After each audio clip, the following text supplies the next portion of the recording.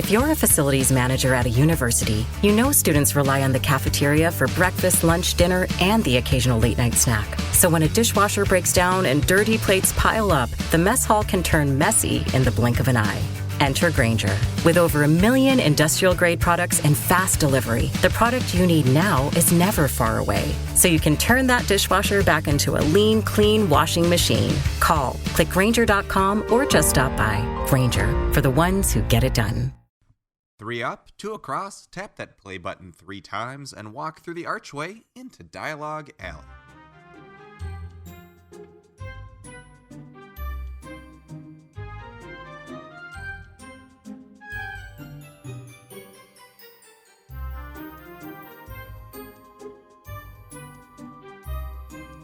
Hello and welcome to Dialogue Alley, the official Potter Collector podcast about Harry Potter books, book translations, and all other things magical. I'm Eric. I'm Carly. Very excitedly. And the two... Yeah, you are very excited. And I should get way more excited. And the two of us are Harry Potter book translation collectors. That means we collect Harry Potter books from all over the world, and we talk about them on this show. We had to rearrange a few things. Normally, we had a great plan to record tonight with a special guest. We have to postpone that a week due to some illness with one of our other teammates on the podcast. I'll let you guess who that may be. Hint, it's Melanie. Yeah, she was back for one episode. She made it one episode. She was back for one episode, and then she's out again. That's okay. But we all know I don't know, Carly, you work at a hospital. We've had tons of sick people up here too. It's just everything's going around right now. Flu A, respiratory, COVID, all of that's been so bad. It's just going around everywhere. So many kids at my school are sick. Got the norovirus is back. Oh, that's been a bad one too. That has wiped out people at my department. So stay healthy, everybody. Wash those hands. Stay home if you're sick. Right? Drink lots of water. I don't know. I don't know what else I can say. But anyway, so Carly and I, we had plans to do something. We're going to push that back a week, so it's still going to happen, so don't worry.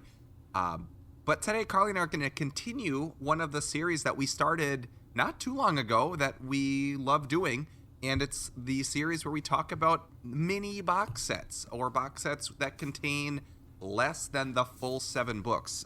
So last time we had this as our topic, we talked about the green German box set that was just 4 books. And this time we're going to talk about a different box set from the UK that is only 3 books. So that is our main topic tonight that will go into the translation of the show, which is a book from this particular box set. And before that, though, we do actually have some really important news. So I'm glad we're still recording today because some really awesome stuff just dropped. So I say we get right into it. Yeah.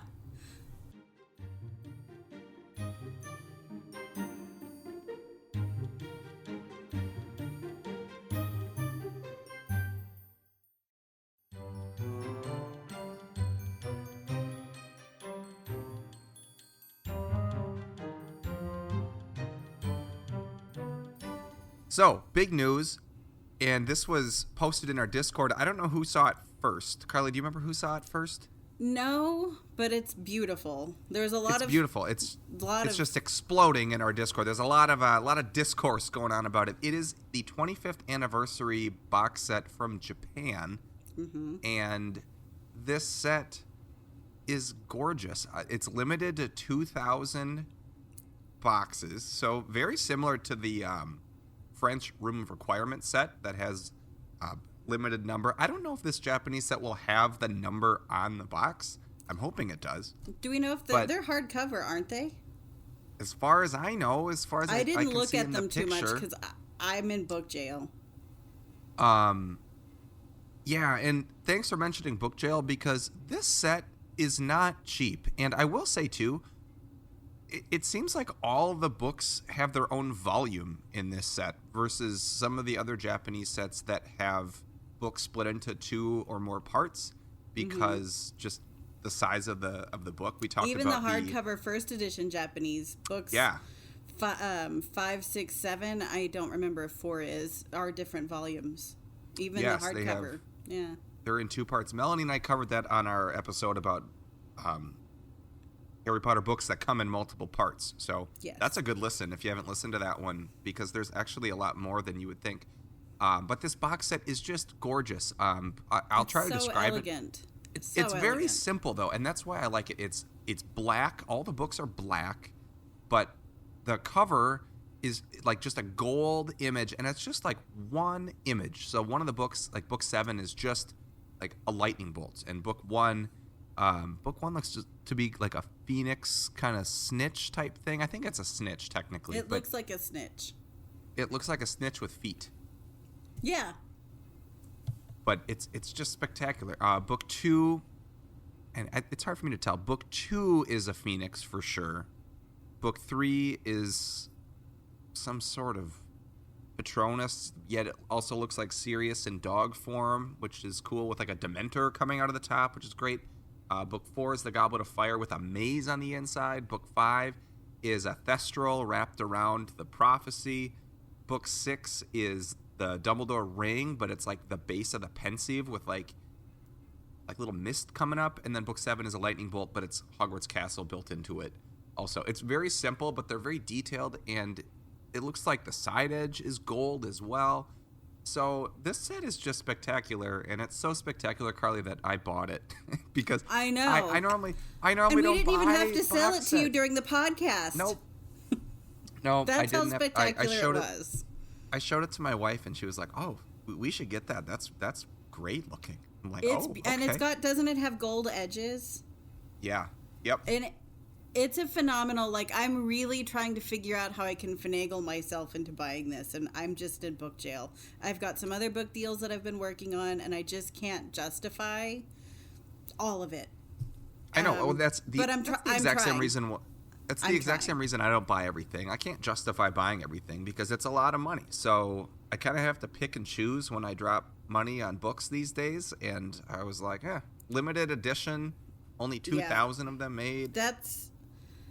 I'm gonna do it. It's part of, and it's rare, or will be rare, right? Yeah. And it's also translation, and I happen to love rare things and translation, so it's stuff that I'm just naturally drawn to. I'm probably gonna wind up buying it, you guys. It's just I've got to figure stuff out.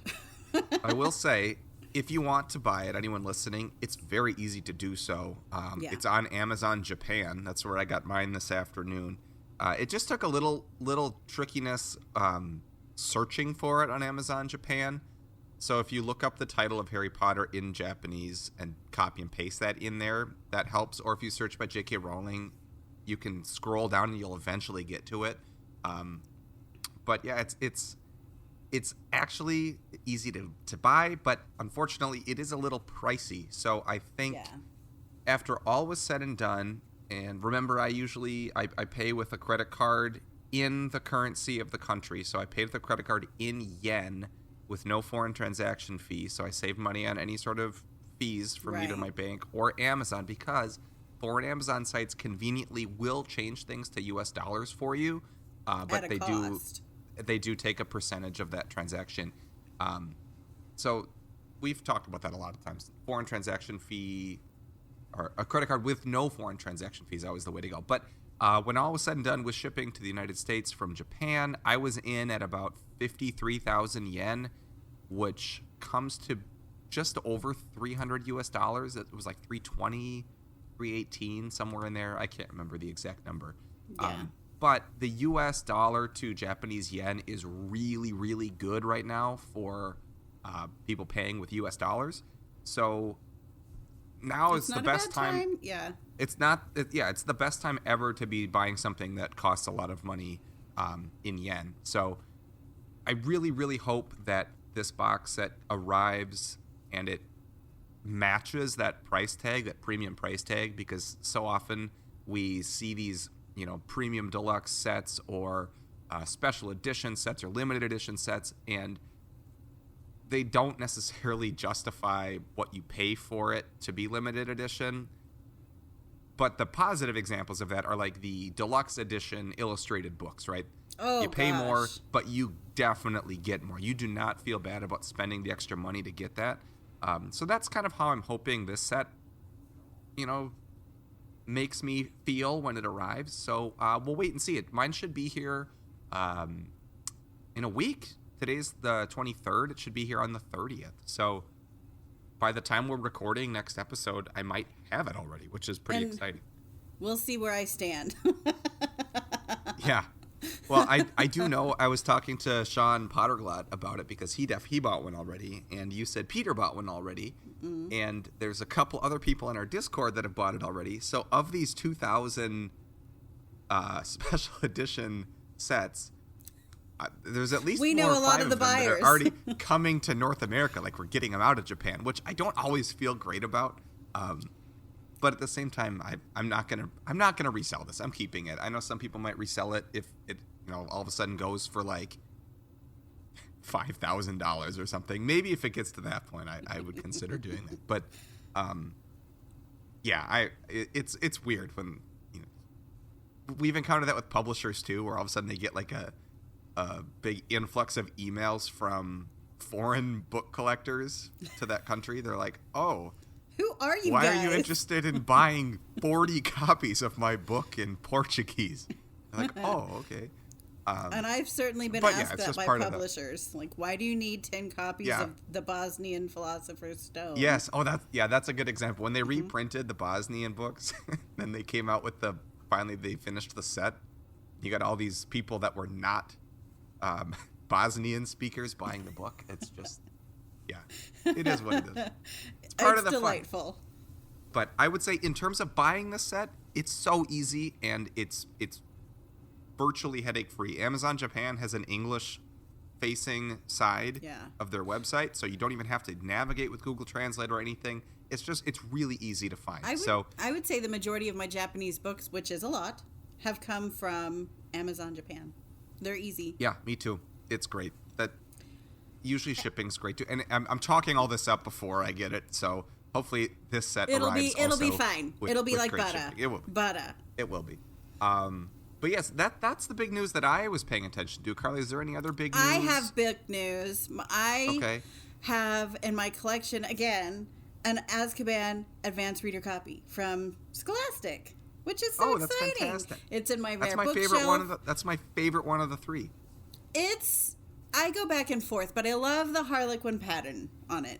It's and I actually did a video on it for my YouTube channel, which I'm going to edit tonight. It'll be out tomorrow, about the book. So, yay. I'm real excited to own that, and I'm working on some other fun book stuff. So I've got book stuff, like personal book stuff. That's my news. It's vague.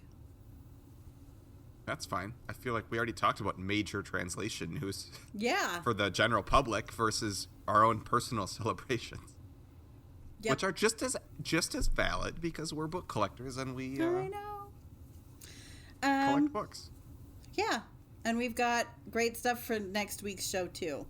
So we do. Hopefully everyone's still healthy and feeling great. But I also got another guest locked in today as well. So there'll be another one coming up in the future. I've been working on another one. So that's possibly 3. Oh my goodness. And there's another one I know of that already said yes, so that's 4. So it's going to be a guest heavy next couple of weeks for us. Yeah. Which is exciting. I like that.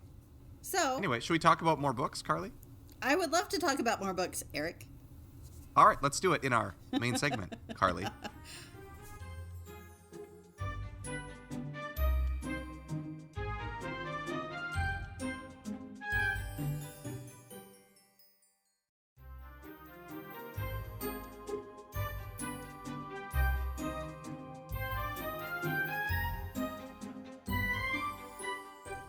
Alrighty. So this little box set, I'm actually going to unbox it right now because I want to know when it first was published because it's so fun. It's published by Bloomsbury UK, and it is the first 3 books. And the box set is titled The Magic Begins. And what I love about... The Magical Adventure Begins. The Magical Adventure Begins. This I remember coming out when I was living in San Antonio, so... this paper, 2013 is, I think, when the set came out. That's when the book is dated in Philosopher's Stone. So this box set is, like I said, it's soft cover. The first 3 books, 1 through 3, and it's in like a cloth slipcase. It's quite tiny. It's about the same size as the original first box set, which was the first 3 books from Bloomsbury when it was the original 1 through 3 Azkaban, before we had really any of the other books out. This box set with the books inside is smaller than the American Goblet of Fire book. By a decent amount. By a decent amount, yeah. So and you can hold it in one hand. It's a little bit wider, actually, probably, than the U.S. Azkaban, which is just wild. But it's got gold foiling on the front, back, and sides. It's got a J.K. Rowling gold foiling signature and the Bloomsbury logo and the titles of the books. And it's the same art on the front and the back side of the box. But it's really, really delightful. Also, what I think is interesting is that this box is only found in 1 through 3, and it was meant to be a books 1 through 3, like for somebody who might want some light summer reading, is kind of what I always think of when I see these. They're not sure if they want to invest in all of the Harry Potter books, if they're going to like to read it, so they can start off with this box set. I don't remember what I paid for mine, but I bought mine new, but it was pretty affordable. Yeah, mine was pretty affordable. Also, I'd never heard of this until I was just randomly scrolling. I don't even remember what site it was on, but I saw just a book 1 on there. And like Carly mentioned, the cover of the box set is just this kind of lighter blue color with gold foiling. Each of the individual books on the inside are a solid color with gold foiling. And they're jewel tones. We have, so blue, Philosopher's Stone red, is reddish. Yeah, and blue, green. and then Azkaban's green. Just like you would see it, they remind me almost of paperback versions of the UK deluxe editions. It's that same vibrant jewel tone, and they've got gold foiling on the cover. They don't have the cover art, but they've got wonderful gold foiling with a single image from each of the books on the cover. Like Philosopher's Stone is, of course, the train. We have a basilisk on Chamber of Secrets, and we have the Patronus on Azkaban. And the cover art is only available on this set. You can't find it anywhere else. And the books aren't sold separately. Well, unless you buy them used. So that's what I was going to say. I saw this Philosopher's Stone book on, I don't know if it was A Books or if it was on Book Depository when that was a thing still, or even eBay or Amazon used. I don't know where I saw it, but I saw it and it was like $6 with free shipping. So I'm like, hey, I'll buy it. So I bought it and it arrived, and I was kind of like looking on the inside and, realizing like, well, how come there aren't more of these? And then I was like, well, hey, there are more of these. They come in a little box set. So then I was able to find the box set too. I think I actually bought mine on Amazon UK because it came brand new. Mine's still sealed. And like Carly said, it wasn't that much. It was maybe under $30. Yeah. Like, it was not expensive. So I don't regret buying this because it's just this cool little set, and it really does look good on my shelf. Like, I have it displayed with the cover part outwards. But I do agree with you, Carly, that this was meant to be for someone to introduce them to kind of the series in general. And how many people have we talked to that have kind of shared the opinion that you can't really judge the Harry Potter series by just reading the first book? Oh, no. Many people would say that. The story, like the overarching story, doesn't really get cooking until book 3 ends. That's really when, like, book 4. Kind of the whole intro to the major problem of the series, like, emerges. And then you dive really deep into Voldemort is coming back. He's going to be a big deal. Mm-hmm. We have to figure out how to stop him. Because book 1, it's like, oh, we stopped him. Book 2, it's like, oh, it's a ghost in a diary. Book 3's Sirius Black. Yeah. So each of those books kind of ended with a definite, that was the end. Because you didn't know if when they were being written, if they were going to continue on, if Bloomsbury was going to keep publishing these books and letting J.K. Rowling write more. So I do feel like the first 3 really kind of, go together in terms of kind of tone and they really plot are. Also, the beginning of, like, if you're looking at the overarching story, it really is the beginning. It is the intro to the whole story. Book 3 at the end is a huge cliffhanger, for one, like much more so than books 2 and 1. I mean, you wanted to read the others that were following, but book 3, it's a lot more intense. There's a lot of going on, and you realize that this is going to be an ongoing problem. So it's enough to get you really interested in the series. So, but it really is just the introduction of the books. Like, book 1 is just a part of the intro if you're looking at the story arc. Yeah, that's a great point. There really aren't any cliffhangers at the end of books 1 or 2. It's like it ends, and you're like, oh, I like that. If there was a sequel, I would read it, because I would probably like that too. Versus at the end of book 3, you're thinking, oh my gosh, like, what's going to happen? Like, Voldemort, is he going to come back? Is Wormtail going to find him? Is, what's going to happen with Sirius Black? Because he's free, but he's gone, but he's still in touch with Harry, and things are getting a little dislike dicey. Of Snape, the intense dislike of Snape at the end of 3 is so much more so than the other two books. Versus Snape's arc really starts to take off and take shape at that point. Yeah, absolutely. And in contrast to the first 2, books 3, 4, 5, and 6 all end with like major questions. Like, you're like, what's going to happen to this person? How are they going to deal with that? I can't wait to find out what happens to so-and-so. And those questions really didn't exist after the first 2 books. No. I mean, unless we you just, were curious, like, oh, I wonder if Neville can ever do a spell right.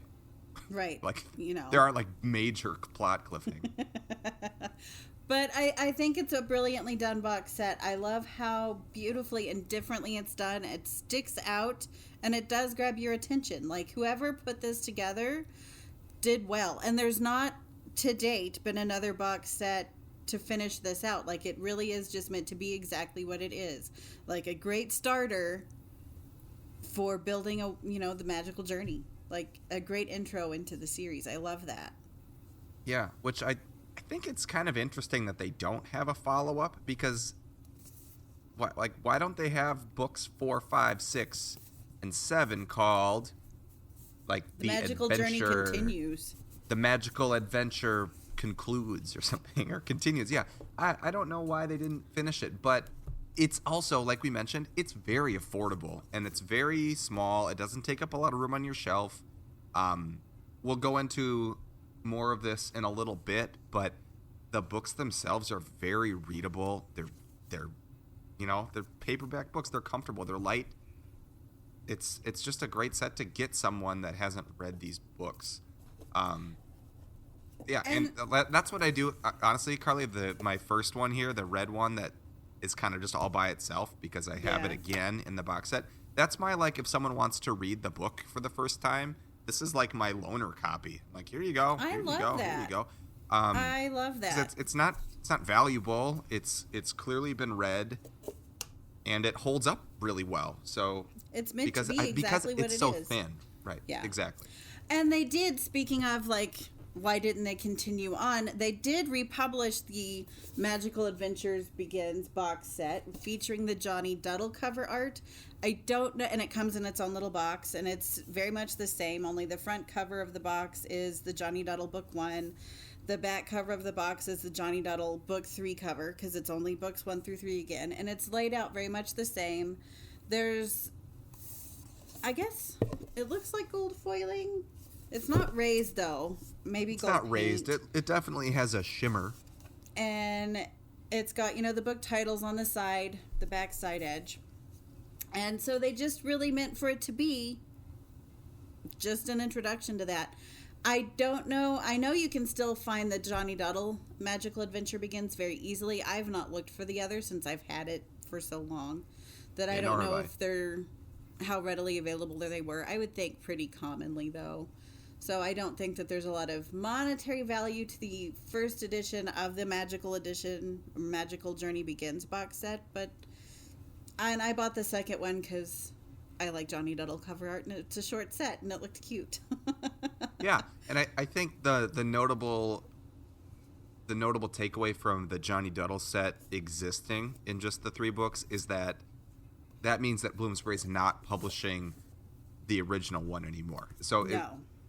it's not like they're still making it and you can find it. It's definitely not in production anymore because they've updated the artwork with, And the books with the double in covers. at least in my Johnny Duddle Magical Adventure Begins set, they're later.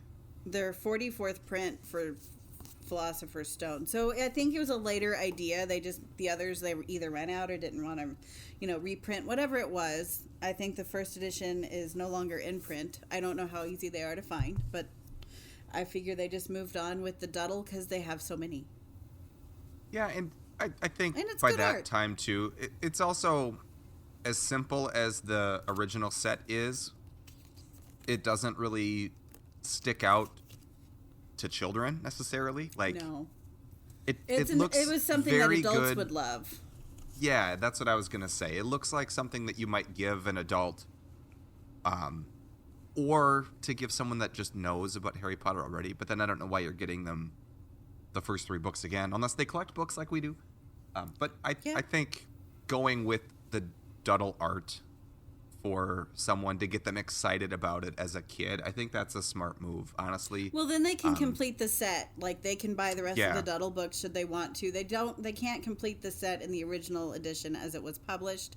And for all we know, they could have had enough collectors email them asking for them to finish the set, and they just said, no, we're going to discontinue altogether. Sure. Well, Because I know, like, the Harry Potter collector base can be that way to a degree. well, right. And us as collectors, I think it would, I'm speaking for you too, but it would definitely annoy me if this was my original set and I wanted more of the books and I did it. I got all 7 and they didn't match. Oh, yeah, I couldn't do that. That would I bother have to me. go buy So- another box set. Yeah. So then you'd end up owning, 2 versions of this book. And let's say you didn't need to collect multiple copies. You just wanted one of each. You're stuck with this kind of mismatch. Which could be partly how So- some of the books were parted out, is they were like, well, nobody wants them. They want the full set, so I'll just give them away or sell them. Yeah. That's So, probably exactly how it happened. Or the box got destroyed and yeah, who knows? yeah, Who knows? it could be any number of things. But yeah, beautiful, beautiful box sets and really, really fun to have and kind of different. Like the other short sets that we own, we've talked about one, but most of the other ones that I can think of, especially that they were all published as short sets before the series was finished. This one came after. Yeah. That's a good point. That German set that we talked about on our last episode that we did mini box sets on, yeah, the whole series wasn't done yet. So I know, especially in the U.S., I mentioned this before on the last episode, we talked about box sets. Like, only books 1, 2, and 3 were out in the U.S. when I got that box set of books 1, 2, and 3. So, there's even, like, the box set of books 1 and 2 in the U.K. when those were the only 2 out. So, yeah, publishers definitely, like, started pushing out box sets before the series was done, but this is not the case for this particular set, which is why it holds way done, and a special place in my heart for just being its own thing, and I like that. Yeah, same. But you know what else I like, Carly? The tots. Yeah, and we should We should talk about one of the books from this this set. We should tots it up.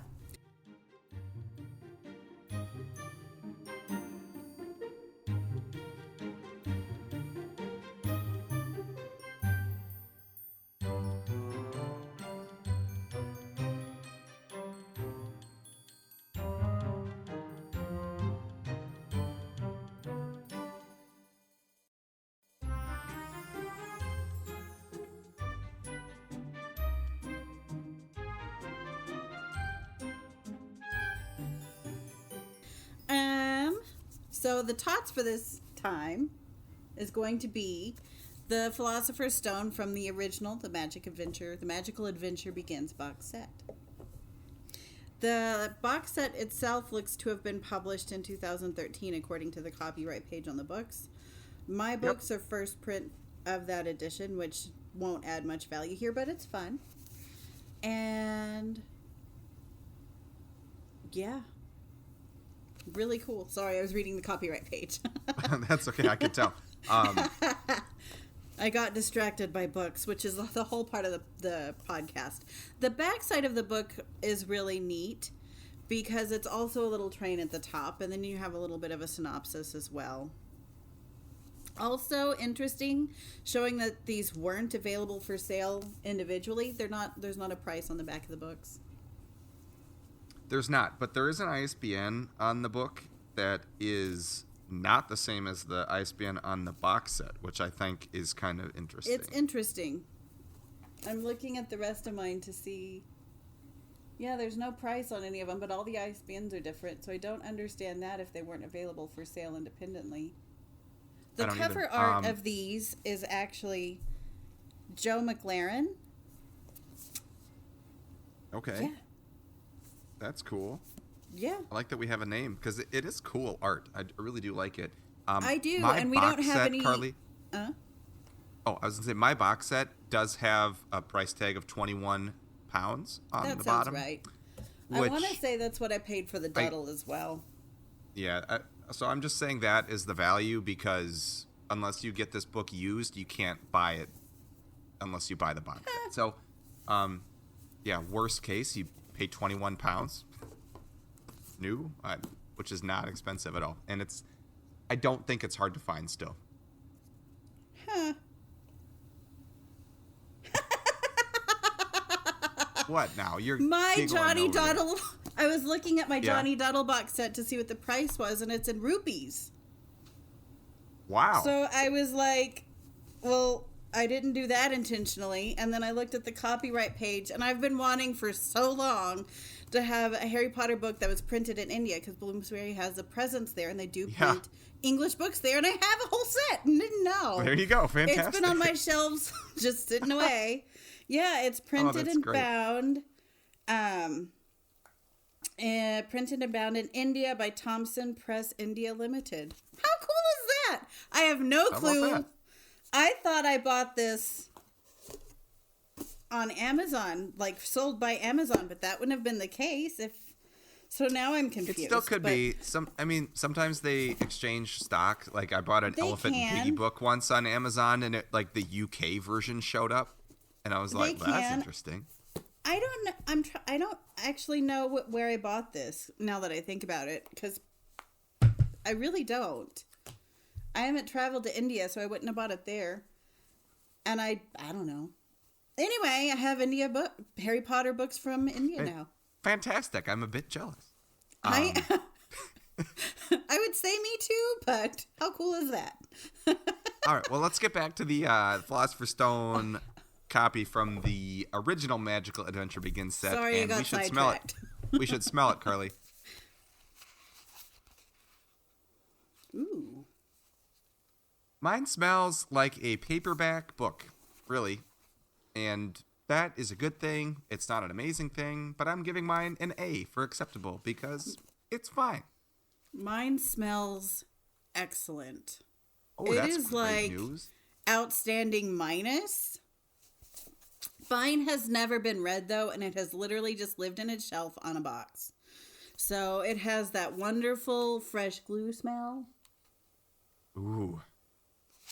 Love a good with fresh glue wonderful smell. paper and ink. It smells brand new. So it's not outstanding. That's a high caliber, but it's like outstanding minus. I mean, I give mine an A+, but it is. I mean, mine's good. Mine's a good smell. That's acceptable for me. Yeah, I mean, it's not bad. We've certainly had those. Oh, yeah, we definitely have had. Ha, ha, ha.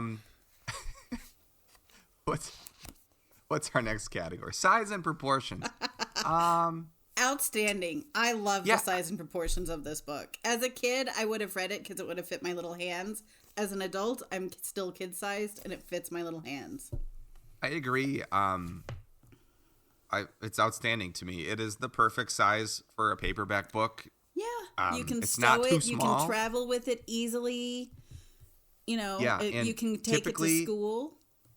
Typically, the big flaw for paperback books is they get too wide and they're not tall enough.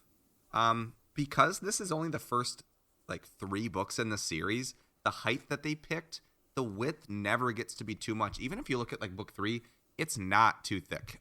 Oftentimes we see like book 1 come out and it's like really short.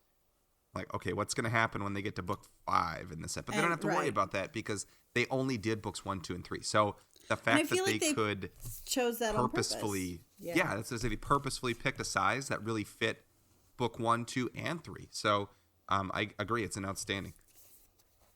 How it feels in your hands, Carly. I want to go first on this one. It feels great.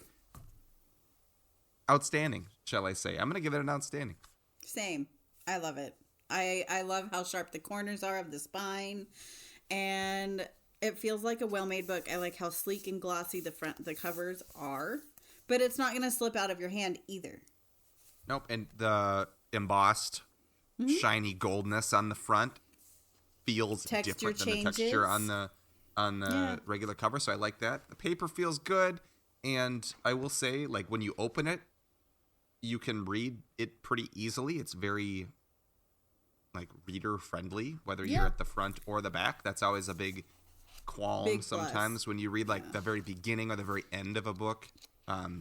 It doesn't feel great when you're holding it, but not this book. It feels great. Yeah, I agree. What is next? Quality of the book. Yours has been read. Mine's been read, and it still holds up really well. I do have a very difficult time giving any paperback book an outstanding. However, I do want to give this one like an exceeds expectations plus. It's very, very close because my copy that's been read a lot of times still looks pretty good. Yours looks great on camera. It does. It's starting to poof up just a little bit like all paperback books do after you've read them.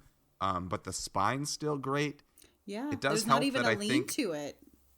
No, and I think that's due in part to the little groove that they have on the cover next to the spine, which kind of alleviates that stress on the actual spine when you're reading it. But I'm very impressed with this book. You could convince me it's an outstanding. These feel like they're a little bit sturdier bound than the original first edition, which was cheaply made. These are a little bit better made, and they definitely, like Eric's has been read, I don't know how many times, but it's been read. And usually the Bloomsbury paperbacks, if they've been read a few times, they start to show wear pretty fast, especially the first edition. And Eric's looks very good on camera. Corners are still sharp. The spine is still square. The paper is a really good quality, or better quality paper than the original first edition Bloomsbury is what it looks like, because it's not yellowing. And the foiling, despite being worn, is still pretty intact from what I've seen on Eric's copy. I'm going to give mine an outstanding because mine is brand new. So mine is a little biased. The only thing that would take it up to an outstanding for me is that there are no frills of any kind in this book. You open it, it's the copyright page, it's the title page, the book starts. You get to the end, and it's the book actually ends at the very bottom of the last page, 223, and then the next page is the end of, like, it's the back cover. Like, that's the point. But that's how they kept the cost down. You know, exactly. Internal art, extra pages take up, that's money. Yeah, so I would have hoped, though, like, because this is a box set of the first 3, like, The Adventure Begins, that there would be something extra, like a little special picture at the beginning, or like there isn't even a picture on the title page. It's just words. So I was hoping for like maybe audience for this set may have been more like young adult. Yeah. Whereas with the Johnny Duddle release of this edition, I feel like it is more geared toward younger readers. Yeah, I agree with that. I was just would hope for just something. I like how you're still grumpy. Like, come on! I'm still like, I just want one extra thing. Like, I agree. I'm not knocking it. Maybe a picture of all 3 of the cover pages, like in the book. Like, there's not even any adverts, which is rare for this. Right. Well, there's nothing inside the book itself that shows you it's part of this special box set. Like, I would have liked there to be a page that says The Magical Adventure Begins or something. But it's all over the box, that's it. So maybe they thought we got it. I know, but just in the book, I would have liked there to be that. That's just me. Okay, now I can stop being grumpy about that because we can talk. We can talk about the cover art, which I think it's outstanding because of its simplicity, and I love the theme of the whole box. So I'm giving it an outstanding for what it is. It's just so cool. Outstanding for me. Also interesting is that the name of the illustrator illustrator is not on the back of book 1. It's only in the backs of book 2 and 3. I don't understand that. That's kind of weird. I don't know. So maybe Joe McLaren didn't design this, but I don't know why they would pick a different illustrator for books 2 and 3 when they look identical. I'm unsure here. Yeah, and I don't know. It doesn't say on the copyright page who the illustrator is. So I don't know what happened, but Joe McLaren is probably the illustrator of book 1. He's certainly the illustrator of books 2 and 3, and I like his art. Good job. And he's a new illustrator. He's not an illustrator we have on any of the other Harry Potter books. So the art is unique to this set. Which is exciting. We like when there is unique art to certain sets. Lastly, the X Factor. I mean, the fact that it exists. Like, that's I think my X Factor. You took mine. If I had to pick a tangible thing, I really do love how shiny the gold is on the front. It really is.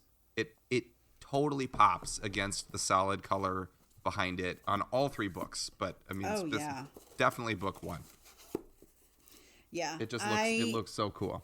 I love this box set. It is something that, if you know me and you've come to see my book collection, you know that I'm wild about showing you books in my collection. This is one of the ones that I show people because it is so pretty and it is so different from the other Harry Potter art, and it reminds me so much of the deluxe UK editions, kind of like a paperback take on them, only they didn't finish. And I like the similarities and the differences between the two. Yes. Beautiful set. Does your cover, like the gold that goes around the edge, does it like have little breaks in it too? So that's intentional. And I do think that is a little nice touch on there. It looks like a worn map. It looks like it's worn. Yeah. But it's not. Pre-faded or pre-stressed jeans or whatever they call it, where you buy jeans that have all the holes that you didn't make. Yeah. But it's fashionable.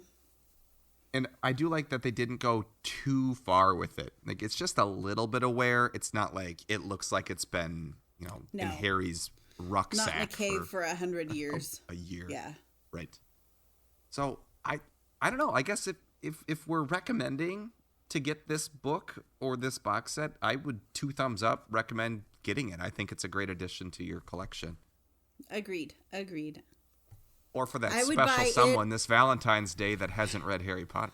I would definitely buy it over the Johnny Duddle edition of The Adventure Begins if you have a choice. Good choice. I agree with that choice. And I think that's the tots.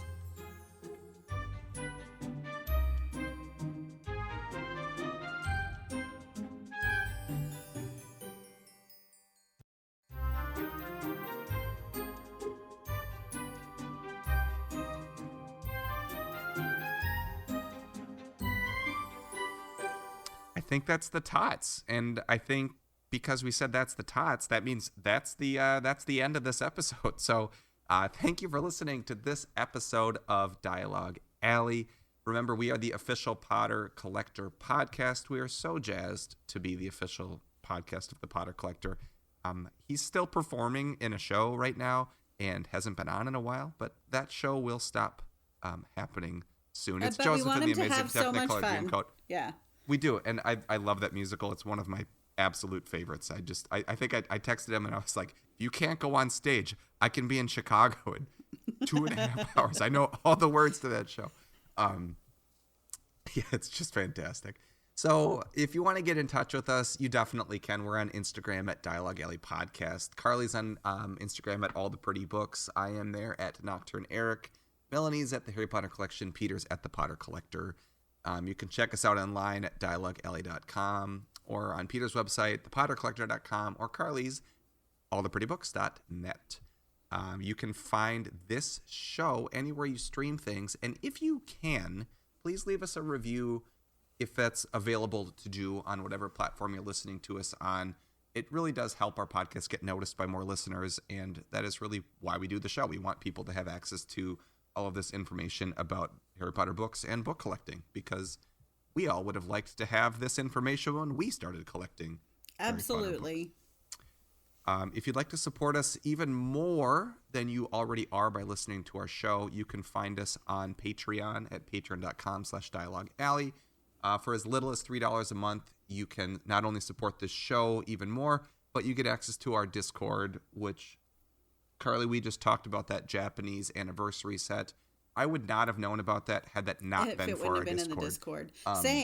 Same. So that's fantastic. And I know that we do group orders in there all the time. People have different collections that are looking for different things. It's just a really great community. And different Discord members will sell books for cheap, like a good price sometimes among the members. And that's something like the $20 translation thing we do. Sometimes have someone who's like, hey, I need to get rid of these spares. And they're great for people just starting up. Yeah, absolutely. So it's just a great community. So thank you again to all of our Patreon members. We love you. Yeah, y'all are great. Yeah, I don't know why I did that in a sing-song voice, but I did. Because you're on the musical mindset now. Oh, that's true. Yeah, because I got Joseph in the Amazing Technicolor Dreamcoat on my brain. It'll be going in your brain. That'll be going in my brain. But with all that being said, thank you again for listening to this episode of Dialogue Alley. And now it is time to walk back through the archway and into all of our daily lives. And we'll catch you next time. Bye, everyone. Bye.